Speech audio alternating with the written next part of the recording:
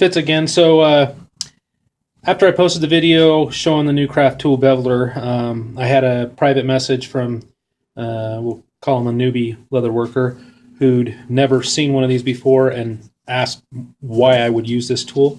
So basically what you've done, if you look at this edge here, I don't know if you can see that on the video, it's got a really sharp 90-degree turn into it from where I cut it with a razor blade.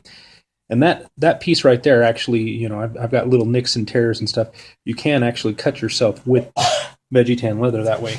So if you've done that, number one, that just makes it more comfortable for any kind of strapping or armor that you're going to put on.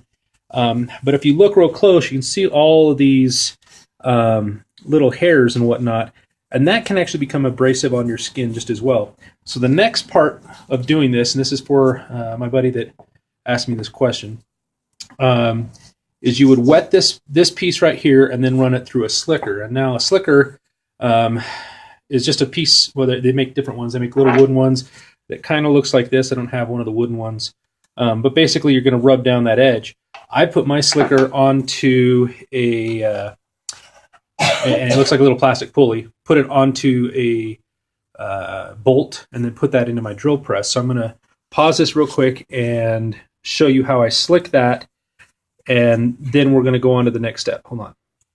Okay, so I'm going to take my piece here, dip it in water so we get it nice and wet, and then I've got my little slicker pulley with a bolt into my drill press. Rub that right through.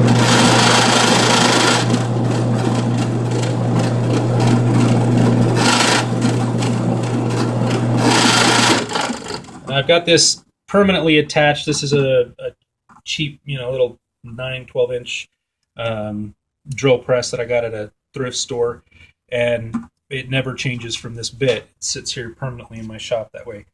Now if you can see, that leather, all those hairs are gone and it's nice and smooth. The next part would be to take that over here to our dyeing station, where I've got some other pieces already set up here. You see all my cardboard underneath there.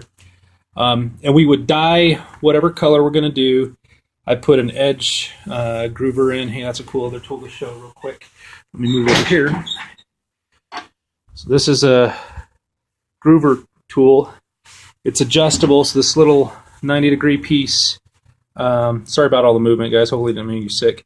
See that little hole in that 90-degree actually is what makes the groove. Let me push this down here. So you set it up on the side. That's your stitch groove.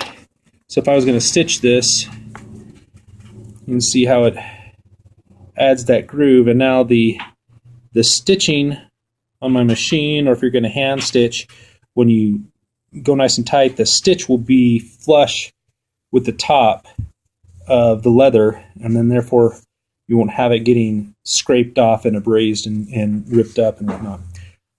It also works great for decorative type things. Anyway, from there, like I say, we then, I've done a different texture pattern on these straps here to match the items that I'm doing. But then I use the Tandy edge dressing. In this case, we're going to use brown. And I'm going to set this up here so that you can kind of see, hopefully, what we're doing. Let me get my camera to hold. So I'm going to put my other rubber glove on real quick. I've got a couple of different applicators for this. If I'm doing really long belts, I'll use their roller tool. It makes a little trough and it sits into it, but I don't have that handy right here. So what I'm going to do, I'm going to use this little spatula tool that they have. And hopefully I'm not covering it. And then I kind of hold it down and I let that drip right down onto the edge. And you just let it go, like gravity kind of flow down. As you can see, it puts that nice edge onto that. And I'm hoping that we're recording good. Make sure I don't get any drips.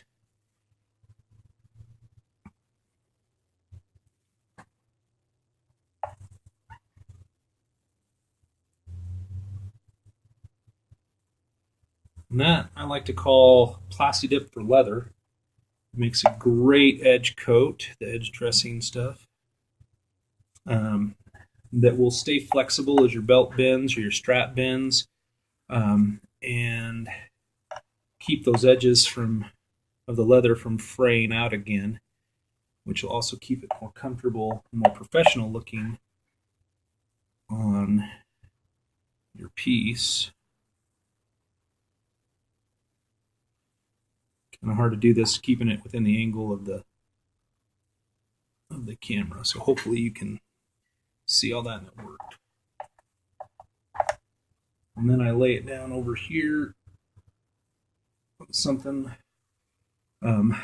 preferably that's not going to catch those edges, because if that stuff drips down and dries on it, if it's on paper or whatnot, it's going to peel the paper up with it. So then I watch it, and over here, far away, I just make sure that as it's drying, I don't get any drip marks. If it does, I just kind of take my spatula, rub that drip mark off a little bit. And when it comes up, you've got a really nice, slick, smooth, non-abrasive edge for your leather straps. So that's that. Bye.